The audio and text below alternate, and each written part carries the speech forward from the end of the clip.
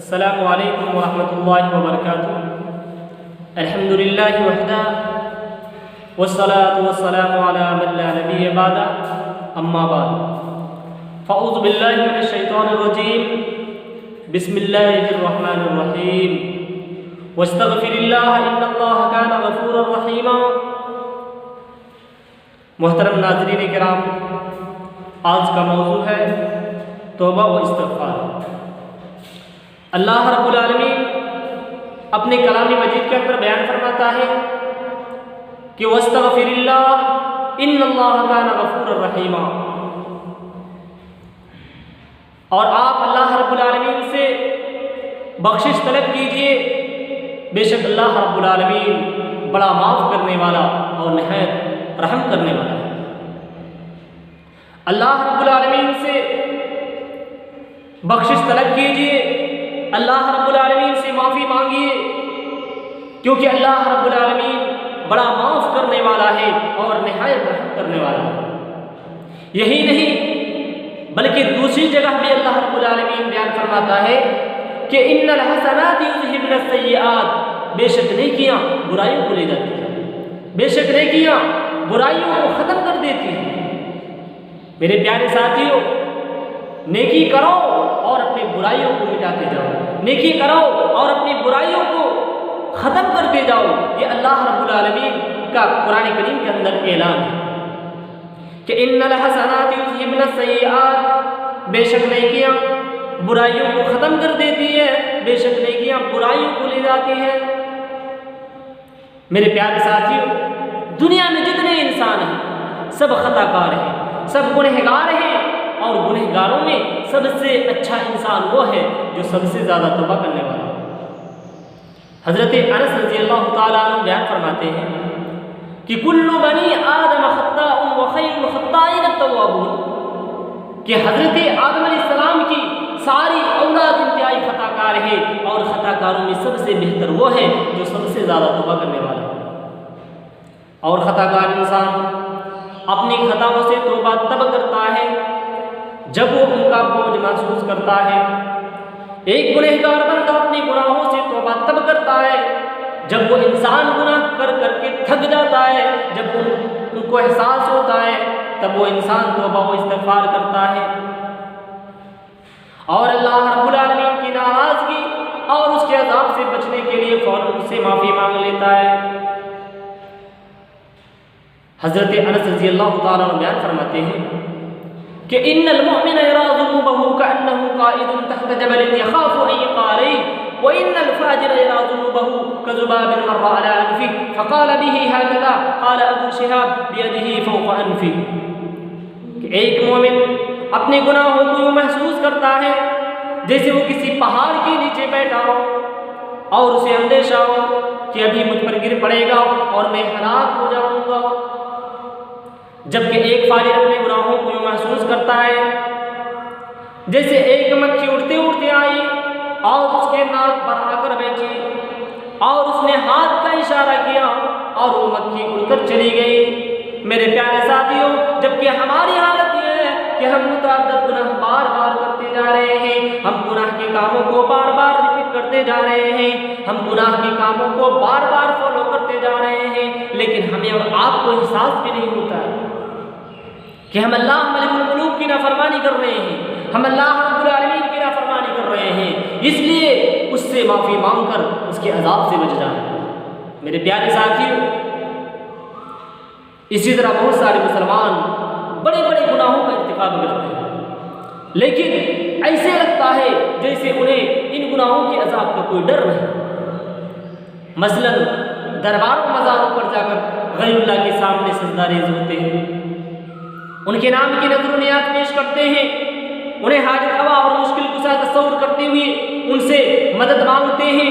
ان سے بیٹا بیٹی مانگتے ہیں، ان سے اولادیں مانگتے ہیں۔ یہ سب کچھ کرنے کے باوجود انہیں احساس تک نہیں ہوتا ہے کہ وہ ان شرکیہ افعال کے ذریعے اللہ رب العالمین کی ناراضگی مول لے رہے ہیں، اور اللہ نہ کرے اگر اسی حالت میں وہ مر جائیں تو وہ سیدھے جہنم میں جائیں گے والعیاذ باللہ۔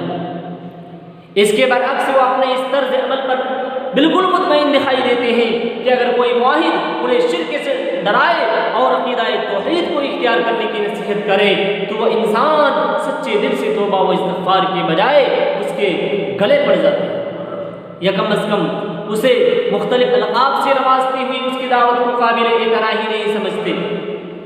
میرے بھائیوں اور دوستوں، اسی طرح بہت سارے مسلمان کئی بدعت کرتے ہیں، وہ انہیں دین کا لازمی حصہ تصور کرتے ہیں، اور اگر کوئی متبع سنت انہیں دین میں بدعت ایجاد کرنے کی سنگینی پر متنبہ کرے اور انہیں اس بات سے آگاہ کرے کہ دین میں ہر نیا کام جس کا ثبوت قرآن اور حدیث اور صحابہ کرام سے نہ ملتا ہو وہ بدعت ہے اور ہر بدعت گمراہی ہے، تو وہ انسان سچے دل سے توبہ و استغفار کے بجائے اس کے جواب میں یہ کہتا ہے کہ کوئی برا کام تھوڑا ہے، یہ تو نیکی کا کام ہے، آج گناہ کرنے کے باوجود بھی انہیں احساس تک نہیں ہوتا ہے۔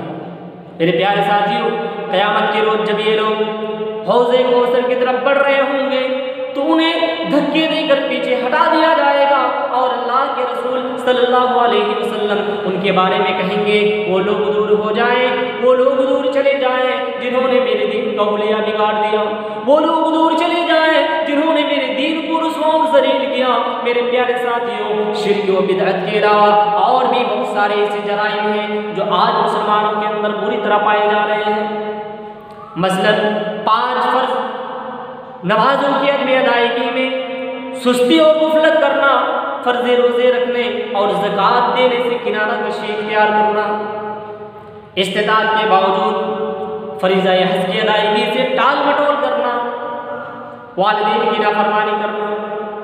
رشتہ داروں سے بدسلوکی کرنا، لین دین کے معاملات میں جھوٹ بولنا، دھوکہ دینا۔ مسلمانوں یہ ایسے گناہ ہیں کہ آج کا مسلمان اسے گناہ ہی نہیں سمجھتا۔ میرے پیارے ساتھیوں، حضرت انس رضی اللہ تعالیٰ عنہ اپنے دور کے لوگوں سے کہا کرتے تھے کہ انکم لتعملون اعمالا هي ادق في اعینکم من الشعر ان كنا لنعدها على عهد النبي صلی اللہ علیہ وسلم من الموبقات۔ بے شک تم ایسے عمل کرتے ہو جو تمہاری نظروں میں بال سے بھی باریک یعنی معمولی ہیں، جبکہ ہم انہیں نبی اکرم صلی اللہ علیہ وسلم کے حد میں مہلک گناہوں میں شمار کیا کرتے تھے۔ یہ اس دور کی بات ہے جب صحابہ کرام رضوان اللہ علیہم اجمعین اور ان کی تربیت یافتہ لوگ تابعین کرام موجود تھے، اور یقیناً وہ دور نبی کریم صلی اللہ علیہ وسلم کی وفات کے بعد سب سے بہتر دور تھا، اور اس میں وہ بڑے بڑے گناہ یا تو بالکل نافذ تھے یا انتہائی کم تھے جنہیں آج کے دور میں یا تو گناہ ہی نہیں سمجھا جاتا، انہیں معمولی سمجھ کر ان کا سرعام انتخاب کیا جاتا ہے۔ میرے پیارے ساتھیوں، حضرت انس رضی اللہ تعالیٰ عنہ آج کے دور میں ہوتے اور لوگوں کو شرک و بدعت اور بدکاری اور ڈاکہ زنی اور قتل و غارت اور سودی لین دین میں پاتے تو معلوم نہیں وہ کیا کہتے۔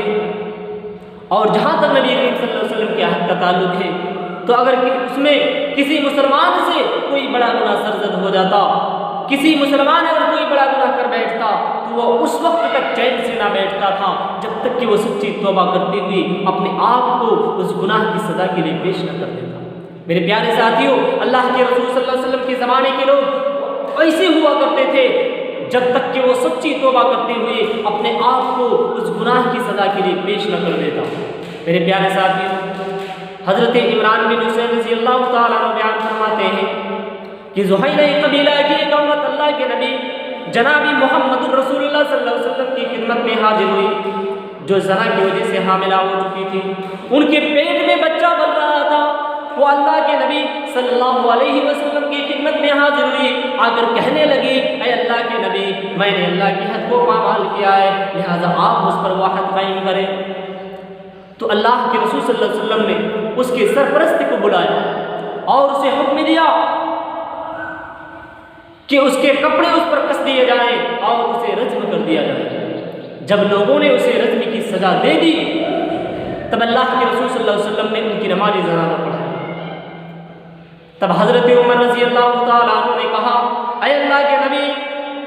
کے نبی آپ نے ان کی نماز جنازہ پڑھائی، حالانکہ اس نے بدکاری کا ارتکاب کیا تھا۔ اللہ کے نبی فرماتے ہیں لقد تابت توبۃ لو قسمت بین 70 من اہل المدینہ، اس خاتون نے ایسی توبہ کی ہے کہ اگر اسے اہل مدینہ کے 70 افراد میں تقسیم کیا جائے تو صدقے کے لیے کافی ہو جائے گا۔ اس خاتون سے اچھی توبہ کوئی ہو ہی نہیں سکتی، کیونکہ اس نے اللہ رب العالمین کی رضا کے لیے